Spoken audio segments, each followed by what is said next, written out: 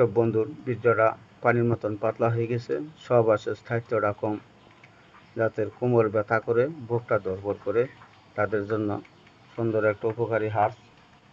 ভিডিওটা না টেনে শেষ পর্যন্ত দেখবেন এবং লাইক করবেন, শেয়ার করবেন।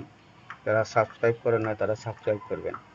স্ক্রিনে দেখতে পাচ্ছেন এটা হলো তিল গাছ। তিলের পাতা দিয়েও কাজ করা হয়, তিলের মোতা এবং তিল দিয়ে কাজ করা হয়। সহবাসের স্থায়িত্ব বৃদ্ধি, বীর্য গাঢ়, শরীর দুর্বল, এর জন্য তিল ব্যবহার করা হয়। আপনারা তিল নেবেন, তিল নিয়ে ভাজবেন, ভেজে এটারে চূর্ণ করবেন। সেই চূর্ণটা কুসুম গরম দুধ দিয়ে প্রতিদিন সকাল সন্ধ্যা সেবন করবেন। তাহলে যাদের বীর্যটা পানির মতন পাতলা হয়ে গেছে, সহবাসের স্থায়িত্ব কমে গেছে, বুক ধড়ফড় করে, শরীর দুর্বল, তাদের জন্য সুন্দর কাজ করবে।